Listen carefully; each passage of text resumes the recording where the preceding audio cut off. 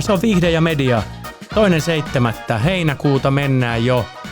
Voisiko sanoa, että aletaan elää jo keskikesää, mutta meikäläisellä ei kesätauosta vielä tietoakaan. Täällä ollaan taas ja Guetaa-jakso tänään luvassa. Teiltä on tullut tosi paljon mielenkiintoisia kysymyksiä ajankohtaisista aiheista, vähemmän ajankohtaisista. Ja joihinkin niistä mulla on teille jopa ihan oikeita vastauksia. Mä tuossa yleensä ollut tapana aloittaa jollain teaserilla tää jakso ennen tunnaria, mutta mä en tänään jaksanut. Mä en keksinyt, mitä mä sanoisin. Mä ajattelin, että mennään suoraan asiaan. Mulla on täällä taas vähän kahvia kupissa.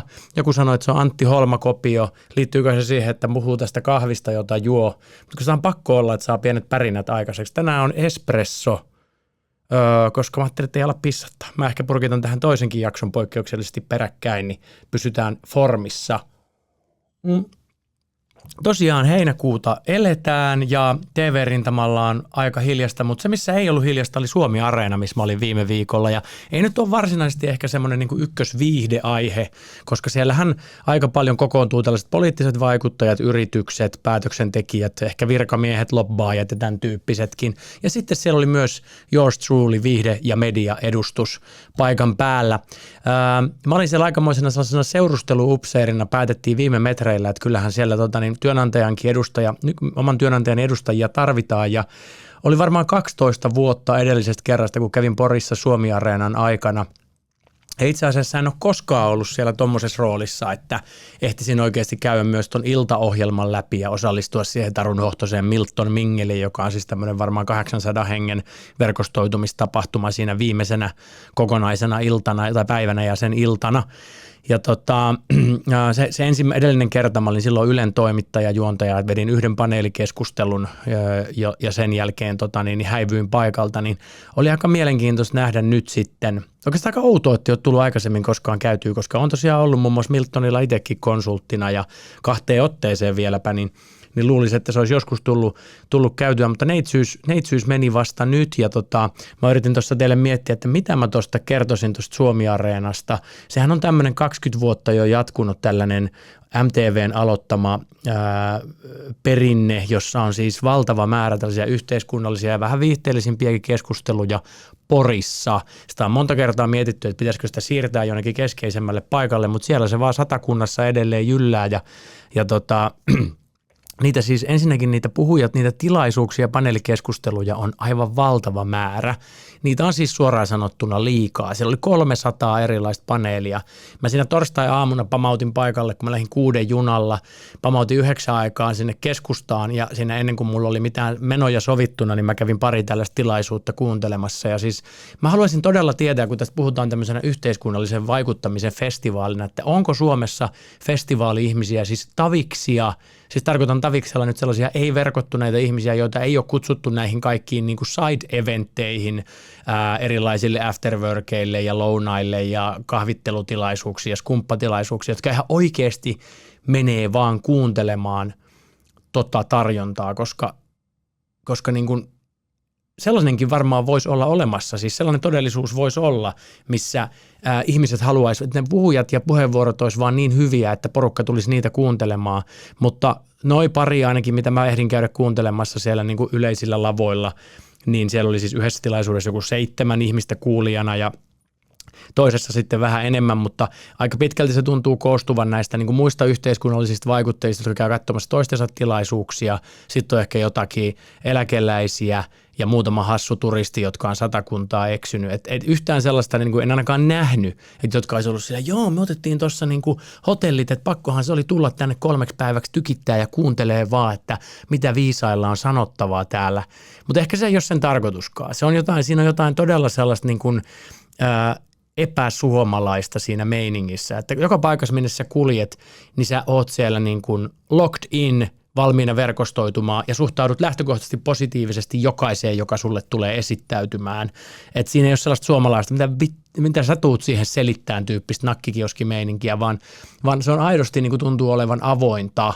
Ja mä jopa rupesin miettimään, että olisi mahtavaa, kun olisi tollainen tilaisuus, mutta se olisikin sellainen, että siellä ei edustettaisi aina niitä työnantajia. Et nyt se oli silleen, ainakin itselle tuntui jotenkin pitkästä aikaa raskaalta olla silleen, niin kun oli A-lehdet, joo A-lehdiltä on, no mitäs A-lehdet tekee?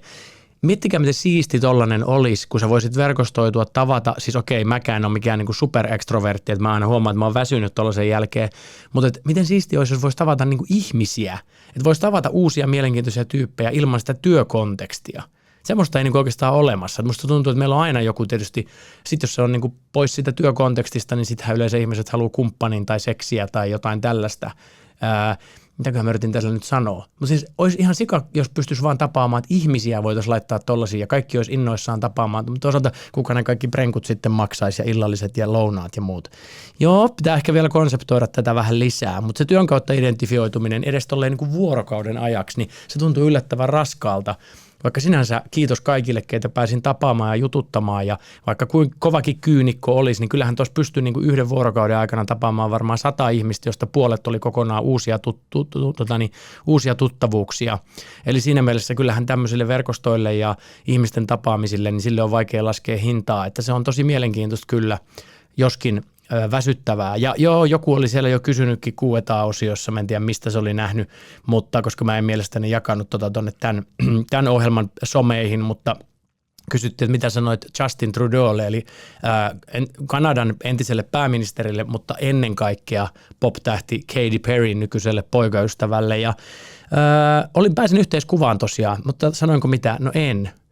Mentiin Milton Mingelin jälkeen siinä torstai-iltana Porin yhteen niistä harvoista hienommista ravintoloista syömään ja se oli hauska, koska muu seurue oli jo mennyt edeltä sinne istumaan ja mä olin viimeinen, jota vielä odotettiin, ne oli jo ehtinyt vissiin tilata ruuatkin siinä ja sitten kun mä oon matkalla sinne, niin yksi mun kaveri sanoi, otetaan nyt vaikka sen nimeksi se on vaikka Panu, niin se oli silleen, että caps lockilla, Justin Trudeau on täällä ja sitten mä saavun sinne paikalle, niin se koko muu 6 hengen seurue siinä vaiheessa aivan kakanjäykkänä istuu siinä.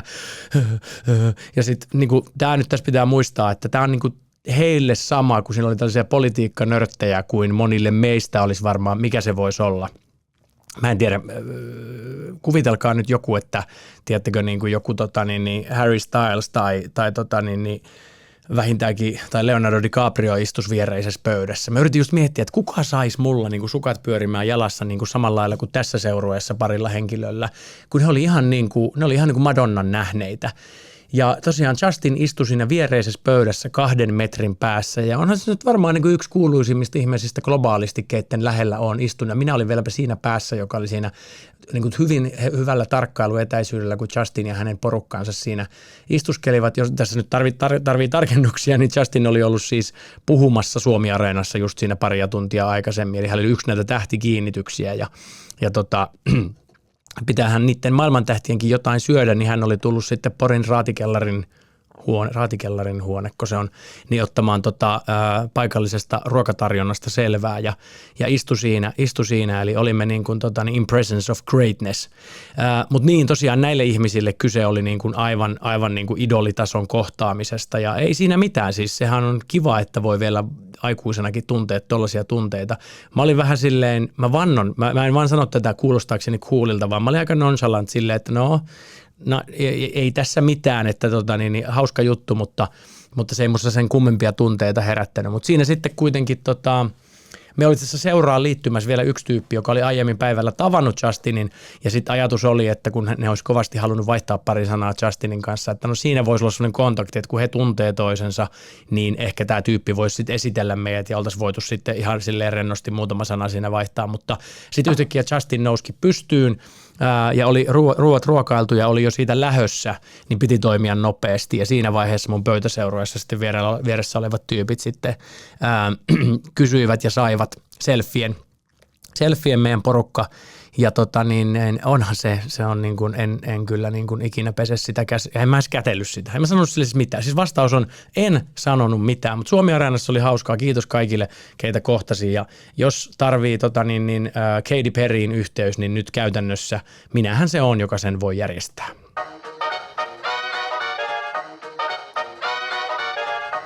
Mennäänpä sitten kysymyksiin ja vastauksiin, mutta ihan eka tähän alkuun, niin semmoinen pieni lukuohje Viihde & Media podcastiin, koska tällä viikolla tai viime viikolla huomasin, että kuulijaluvut jälleen kerran vähän nousi edellisestä ja tavoittavuudet on ollut nyt tapissa ja se varmaan johtui siitä, että puhuttiin Niko Saarisesta ja hänen radio-ohjelmansa lopettamisesta ja kuka siihen niin kuin mikäköhän siihen mahdollisesti johti, että ne katsojaluvut tai siis kuulijaluvut ei julkisten tietojen mukaan ollut hirveän hyvät. Ja nyt on tullut sitten uusia ihmisiä mukaan ja mä oon nähnyt tästä podcastista jonkun verran keskustelua somessakin. Niin, lyhyesti nyt vaan. Mun tausta ennen A-lehdille tuloa noin 6 vuotta TV-alalla. Sitä ennen on tehnyt töitä vaikuttajamarkkinoinnin parissa. Mä oon ollut toimittajana, mä oon ollut viestintäkonsulttina, mä oon ollut sosiaalisen median ammattilaisena, lanseerannut podcasteja, yrityspodcasteja yli 10 vuotta sitten. Monta juttua ollut tekemässä ensimmäisenä. Ja vaikka toi TV onkin mulla se niin kuin ehkä tuorein ja nyt pisin, missä mä oon ollut, niin nämä mun jutut ja mun spekulaatiot, niin ne perustuu myös muuhun osaamiseen siitä, että kun näkee jonkun viihdejutun lehdessä, niin mitä muuta siihen saattaa niin kuin sinne taustalle kytkeytyä, kuin mitä siinä jutussa ei ääneen sanota. Ja joskus me breikataan täällä ihan oikeastikin TV-uutisia tai leffa-aiheisia uutisia, mutta hyvin pitkälti tämä mun sisältö on semmoista niin kuin ammattimaista spekulaatiota ja analyysiä. Joku sanoikin, että se on niin kuin sellaista hattumutuilua. Mä myönnän ihan tarkalleen, että joskus se sitä on.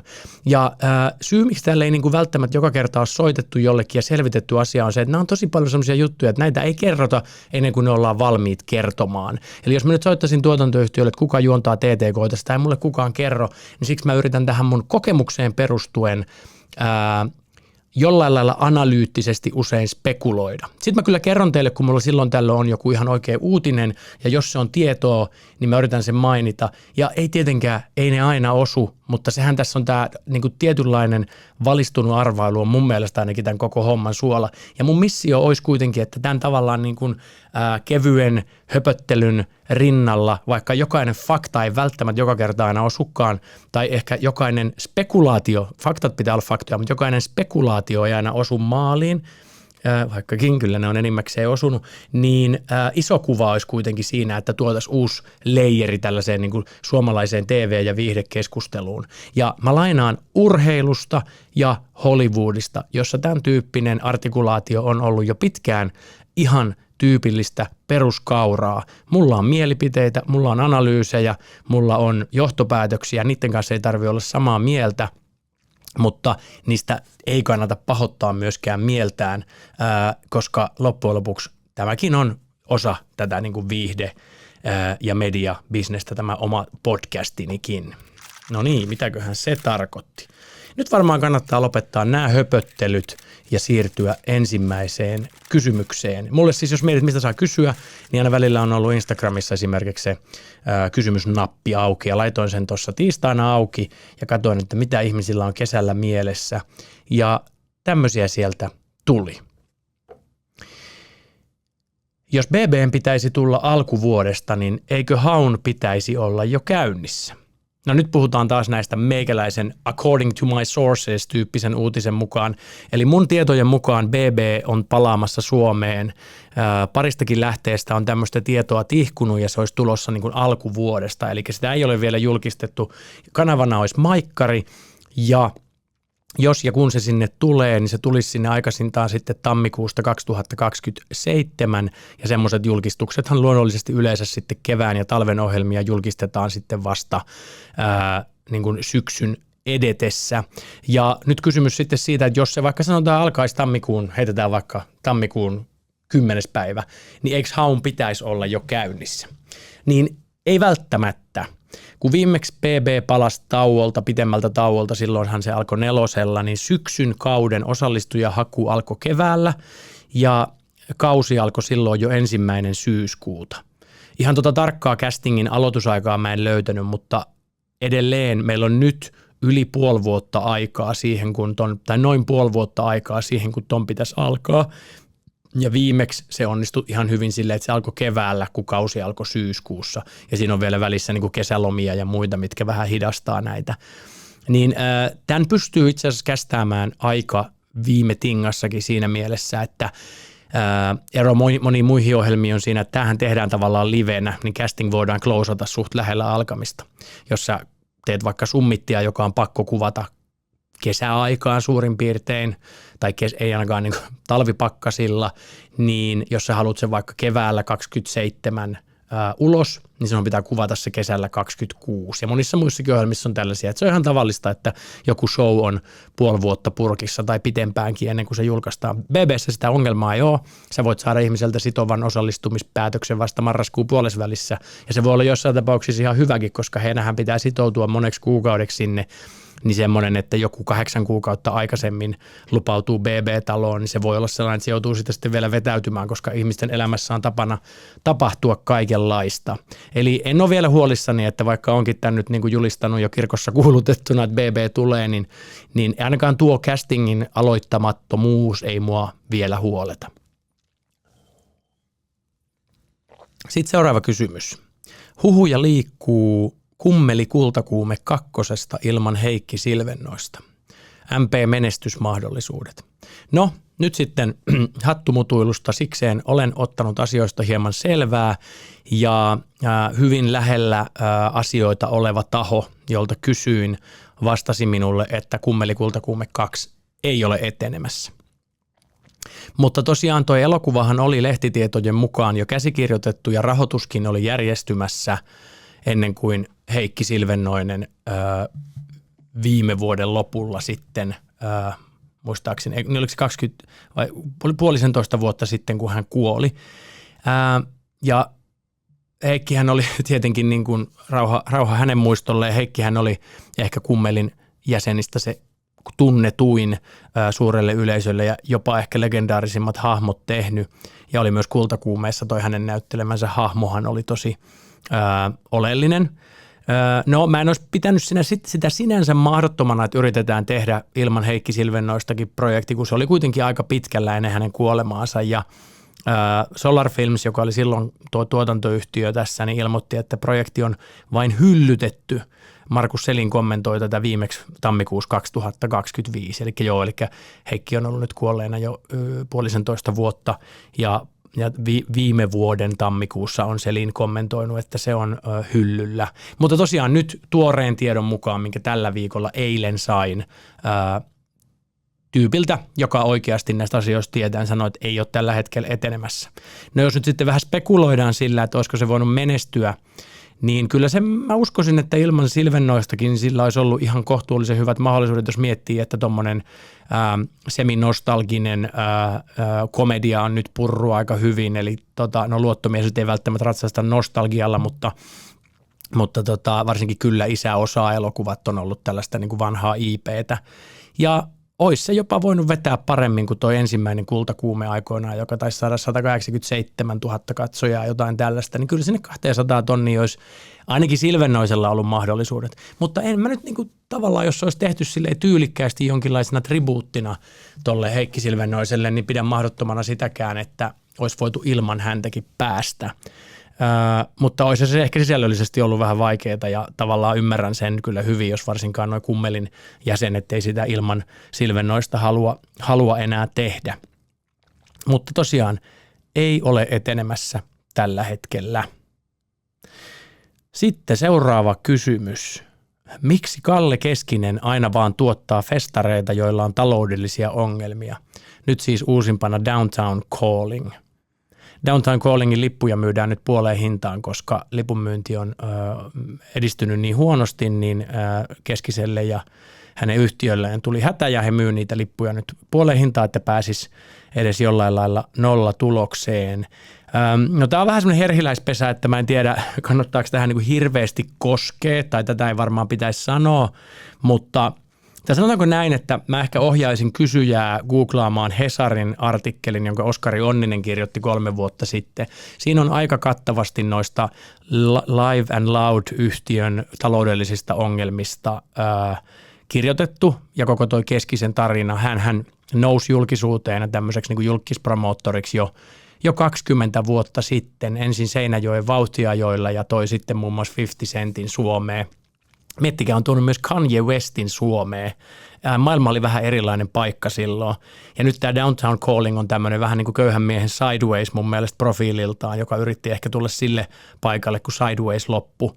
Ja siellä on tosi paljon tommosia indie-artisteja, erityisesti kotimaisia indie-artisteja, ja se ei ole nyt niin kuin lähtenyt. Mutta Hesarissa oli tosi hyvä Oskari Onnisen juttu, jossa käytiin läpi Keskisen henkilöhistoriaa ja noita yrityksen maksuhäiriömerkintöjä, ja sehän on jossain velkasaneerauksessa, ja nyt siellä on jotain teostomaksujakin uutistietojen mukaan, lehtitietojen mukaan jäänyt maksamatta. Ja taustallahan se, että kysymys on, että miksi Kalle Keskinen aina vaan tuottaa festareita, jolla on taloudellisia ongelmia. No, ehkä mä enemmän kysyisin niin, että miksi hän pystyy tuottamaan silti festareita, vaikka mikään ei tunnu tuottava hirveästi voittoa, niin hänellähän on erittäin rahakas, varakas isä, jolta hänen yhtiönsä on lehtitietojen mukaan saanut noita lainoja ja lainoja myös anteeksi. Siellähän on yksi yritys jo ajettu konkurssiin, joka aiemmin noita tapahtumia järjesti.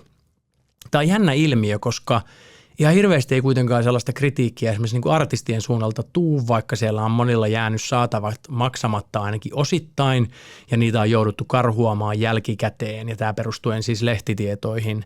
Mutta kun toi keikka- ja konsertti- ja festivaalibisneskin on vähän sellaista, että se on Suomessakin, siellä on 2 kansainvälistä jättiä, Full Steam ja toi Live Nation, joilla on melkein monopoli tosi moniin isoihin artisteihin ja isoihin tapahtumiin.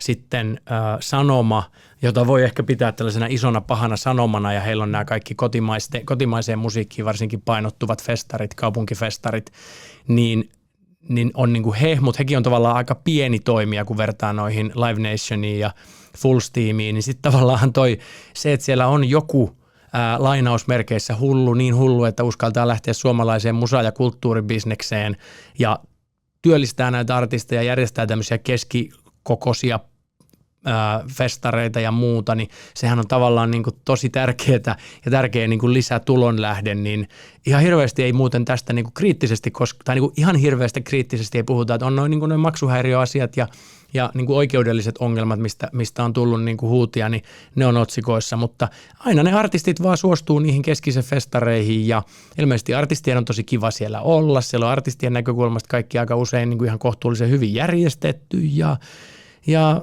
mikä siinä, jos joku kuittaa kulut aina ja niin jostain aina löytyy sitten viime hetkellä aina jotakin pääomaa, jolla sen velan saa maksettua, niin kai sitä voi, tämä on taas nyt spekulaatiota, mutta ehkä se on hänelle kiva harrastus, ja jos rahaa on, niin mikä siinä, kunhan laskut tulee maksettua. Ai. Seuraavakin kysymys on vähän tällainen herhiläispesä, ja nyt otetaan pikku jinkku tässä välissä ja sitten jatketaan.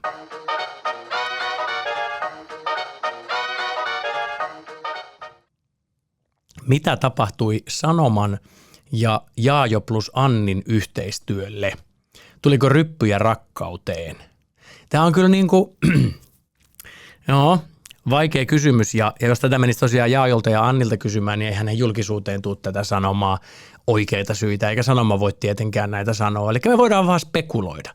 Nyt mennään taas niin kuin rakkaat hattumutuilijat, nyt mennään hattumutuilun linjalle, ja sitten katsotaan taas, että mitä me tästä aiheesta tällä hetkellä tiedetään ja mitä me ei voida tietää. Mutta mä uskoisin, että se menee suurin piirtein jotenkin näin.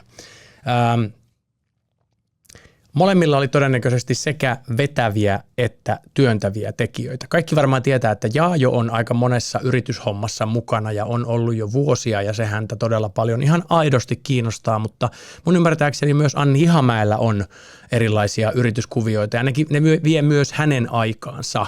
Ja molemmat teki aamuradiota aamulypsyyn, ja sehän on ihan älyttömän aikaa vievää. Se on sellainen tietenkin, että siinä se lähetys loppuu suht ajoissa, mutta siellä pitää myös olla aina ihan helkutin ajoissa, eli nukkumaankin pitää mennä superajoissa. Ja jos sä teet sitä 4 tai 5 aamua viikossa, niin se on kyllä tosi raskas duuni, kuten viime viikollakin puhuttiin. Eli kyllä mä luulen, että siellä alkoi tulla niin kuin vaan sellaista niin kuin ihan aitoa väsymystä siihen aamuradioon, kun molemmilla oli myös niitä niin kuin yrityskuvioita, ja jotka vaati myös sitä aikaa. Toinen sieltä radion puolelta. Sitten lisäksi sitten niin kuin, täytyy sanoa siitä, jos miettii ehkä niistä niin kuin tavallaan vetävistä työntekijöistä pois. Ja nyt en siis myös sano, että ne olisi saanut mitään monoa sieltä Aamulypsystä todellakaan, mutta kyllähän niin kuin tavallaan Aamulypsynkin luvuissa alkoi näkyä pikkuhiljaa eroosiota. Että kun he lopetti, niin he halusi varmaan lopettaa niin kuin huipulla ennen kuin suosio laskee ja niinhän se pitää jokaisen artistin tai esiintyjän tajuta, että mikä on tavallaan se mun exit-paikka tässä, jos haluaa lähteä ikään kuin omilla ehdoillaan jostain projektista. Ja sen jälkeen Aamulypsyn ja Suomi Top Popin kuulijaluvut onkin dropannut niin kuin merkittävästi, eli he oli varmasti iso osa tätä menestystä, mutta ne merkit siitä, että huippu on jo niin kuin taitettu, ja tietenkin radiossa myöskään niin kuin tavallaan mitä sä voit voittaa radiossa, kun vaikka sä mitä tahansa tekisit, niin tuommoisen lineaarisen radion kuitenkin luvut alkaa pikkuhiljaa tässä laskea, ja kilpailupodcastia ja muuta vastaan on kovempaa, niin ehkä se vaan oli niin kuin hyvä aika lähteä ilman, että siinä olisi ollut mitään sellaista erityistä dramatiikkaa niin kuin tuolla audiopuolella. Ja sitten lisäksi mun tietojen mukaan, tämä on tällaista puolittaista hattumutuilua, mutta word on the streets is, että toi Podmein tarjoama diili tuosta omasta podcastista oli niin käsittämättömän rahakas, että jos sä arvostat vapaa-aikaa, molemmat perheellisiä ihmisiä, molemmat yrittäjiä, sä oot 10 vuotta ainakin herännyt aikaisin aamuihin ja sä saat saman tai paremman rahan kuin mitä Sanomalta, niin miksi sä et tarttuisi siihen, kun rupeat tekemään podcastia. Eli Podmein diili oli niin tajuttoman hyvä, että sitä ei voinut sivuuttaa. Podme muuten teki 700 000 tappiota viime vuonna, mutta 1 000 000 vähemmän suurin piirtein kuin edellisenä vuonna, eli suunta on oikea. Ehkä podcasteista tulee vielä myös tuolla tilauspuolella, maksullisena premium-puolella ihan oikeita bisnestä. Eli siinä oli noita niin kuin tekijöitä, mitkä varmasti vaikutti tähän kuvioon, että eihän Supla, jos te katsotte Suplan ohjelmia, onhan siellä muutamia tämmöisiä vähän isommalla budjetilla tehtyjä, mutta eihän siihen nuo satsaukset ole ollut samaa luokkaa kuin vaikka Podmeihin tai Podimoon.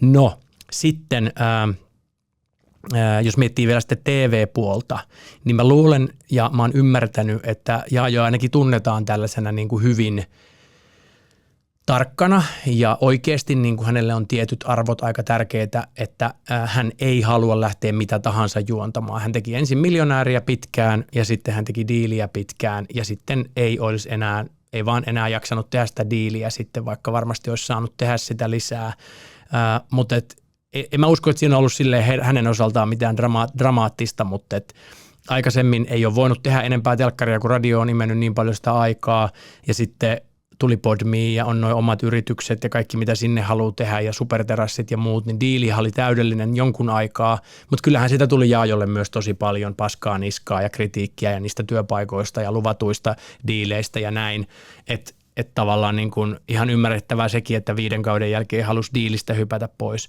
No voitaisiko hänet nähdä jossain Sanoma-ohjelmassa, niin miksei, en mä yhtään epäile sitä. Mutta mähän itse mun hattumutuilin myös, että kun Superterassista tulee joku random reality-ohjelma Starille, niin voisiko tämä enteillä jotain muutakin isompaa, koska Annihan meni sinne jo tekemään omaa ohjelmaa Kokkisotaa. Mistä päästään sitten vielä Anniin, niin Annihan juonsi lopetettuaan Aamulypsyssä, niin juonsi vielä Huvila ja Huussia, ja sitten hän oli esimerkiksi 1 kauden, silloin ei ollut tainnut vielä lopettaa radiossa, mutta oli myös tuossa Big Brotherissa mukana.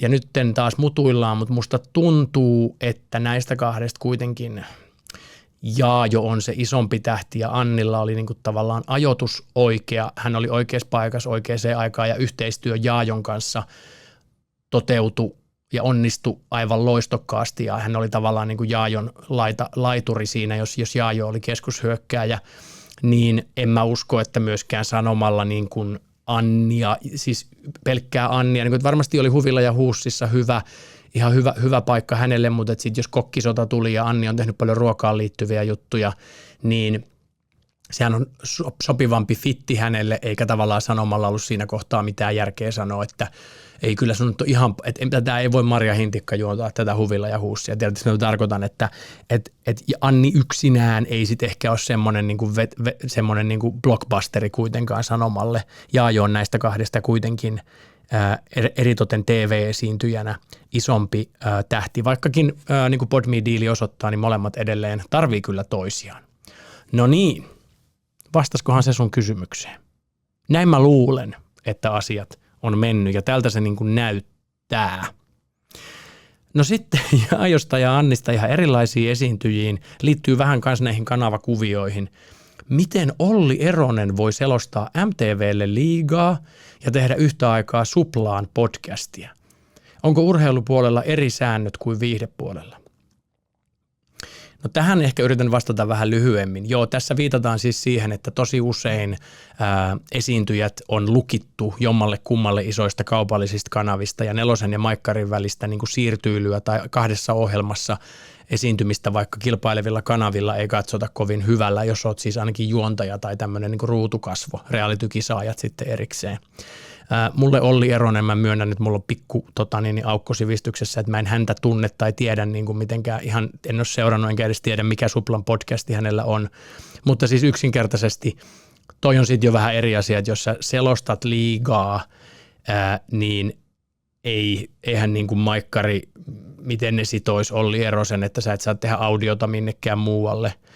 Ehkä jos puhuttaisiin Tuomas Virkkusesta tai jostain näistä ihan niin kuin eturivin ässistä, mutta kyllähän Virkkunenkin tekee Maikkarille selostuksia ja sitten tekee vaikka urheilukästiä, podcastia ja nekin on jollain lailla kilpailevat, että ensinnäkin mä luulen, että toi urheilupuolella pikkasen rennompaa noi säännöt ja sitten toisaalta se riippuu siitä, että miten merkittävä sen sun rooli on. Jos sä nyt oot friikkudiilillä juonnat jotakin, niin selostat jotakin, varsinkin, että sun naama ei edes näy, niin enpä mä nyt näe, että siinä mitään suurta. Ja sitten varmaan on kaikkia poikkeuksia. Varmaan kun kysyy luvan, niin se aika usein sitten järjestyy. Että veikkaan vaan, että Olli Eronen ei ole niin strategisessa asemassa Maikkarin tai Nelosen suunnitelmissa, että se ketään nyt sen suuremmin kiinnostaisi.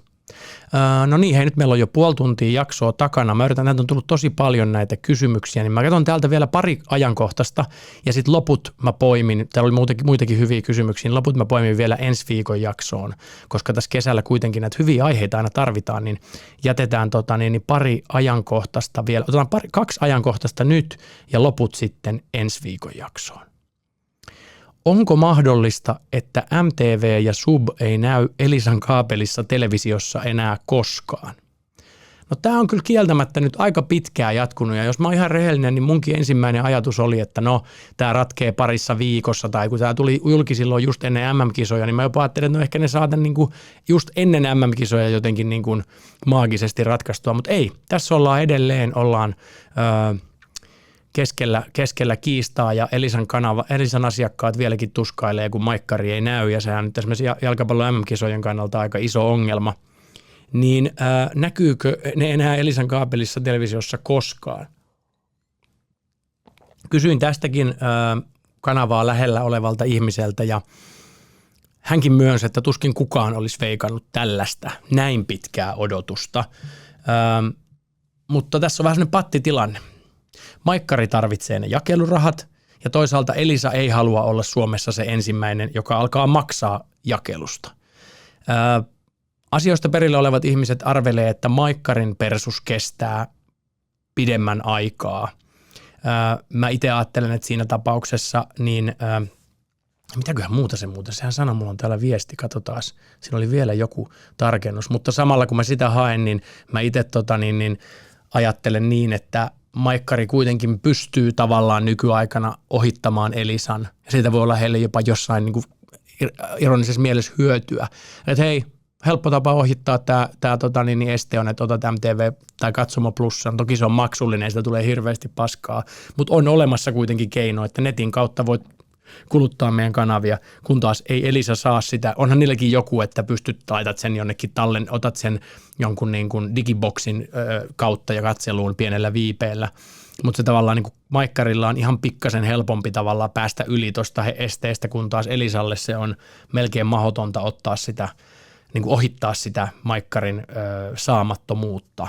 Ja sitten myös asiantuntija sanoi, että arveli vaan, että Maikkarin tavallaan että se ehkä tästäkin niin kuin johtuen, niin Elisalla asiakkailta tulee vielä enemmän painetta kuin Maikkarille. No pysytään vielä näissä vähän ajankohtaisemmissa asioissa. Viimeinen kysymys. Mä puhuin viime viikolla, tai tämä oikeastaan enemmänkin jatko viime viikon jaksoon, jossa me puhuttiin niistä pikkukanavista. Traficomille oli tullut hakuun uusien kanavien luvat seuraavaksi 10 vuodeksi, ja nämä isot kanavat, Maikkari, Nelonen, muut oli hakenut jatkoa, ja siellä on kaikki tutut kanavat, eli kukaan ei ollut luopumassa Subista tai Jimistä tai Livistä tai näistä. Ja mä sitten sitä siinä ääneen pohdin, että mikä näiden pikkukanavien pointti on, ja olisiko niistä, kun kysyjä ihmetteli sitä, että eikö niistä kannattaisi luopua, että eikö toi tule aika kalliiksi. Mutta jälleen kerran tein pohjatyöt, ja mulle kerrotaan kanavilta, että nämä pikkukanavat pitää yllä nettopeittoa, eli eri katsojien tavoittavuutta, ja saadaan myös niitä katsojia, ironista kyllä, mitä isolla kanavalla ei välttämättä aina tavoiteta. Ne tuo mainostajan kampanjoille edullista toistoa, ja sehän mainostajille kelpaa, koska mainonnan koko teho perustuu siihen toistoon. Eli nehän on itse asiassa kuitenkin aika halpoja ylläpitää. Siellä on joitakin kansainvälisiä sarjoja, joita näytetään, tai jotain edullisesti saatuja leffaoikeuksia, joita näytetään siellä, ja sinne voi ajaa sitten vielä paljon lisää mainoksia. Sieltä saa myös uusintoja. Sä saat tavallaan, just niin kuin tässä mun vastaajakin sanoi, niin sitä tavoittavuutta paranneltua sitä kautta.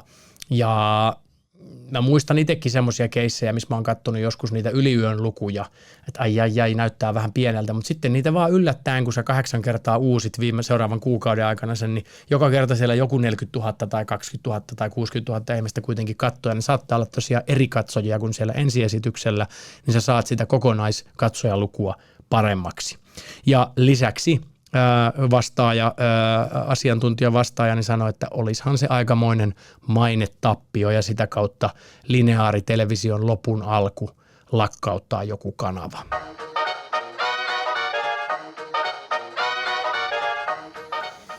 Joo, tosiaan heinäkuuta mennään, mutta ainakin ensi viikolla tulee vielä uusi jakso. Ja mä en muutenkaan mitään sellaista niin kuin varsinaista kesätaukoa tässä aio julistaa. Ensi viikolla kuullaan vielä ja nähdään senkin jälkeen, jos tämä on nyt vähän silleen niin kuin rakkaasta puolisosta ja omista lapsista ja niiden sairasteluista ja matkustelusta ja muusta kyse, että niin kuin halua kyllä on tässä mitään kesälomia sinänsä kaivata, mutta se, että taipuuko kotituotanto tähän, niin se jää nähtäväksi, Eli sitä tullaan seurailemaan. Tällä viikolla on ollut muutenkin jo vähän haasteita, kun päiväkoti oli kiinni, mutta vuosiloma ei ollut alkanut, niin tässä ollaan sitten vedetty vähän niin kuin limittäin silleen niin kuin ja päiväunien aikana ja muuta naputeltu konetta ja tälleen. Mutta tämä oli tämän viikon jakso. Ensi viikolla tullaan puhumaan tubettajista TV-juontajina ja käydään läpi noin loput teidän kysymykset, joten ei muuta kuin ihanaa heinäkuun alkua ja muista, että myös ensi viikolla kuullaan ja nähdään. Anna 5 tähteä ja niin poispäin ja tosiaan löytyy myös YouTubesta. Vaikka olisit Spotify-tilaaja, niin käy ihan kannatusmielessä tilaamassa myös YouTubesta, niin saadaan sitäkin kautta näkyvyyttä paremmaksi. Näillä puheilla hyvää viikonloppua. Kanssa-analyytikkoni ja hattumutuilu jatkuu sitten taas viikon päästä. Hei!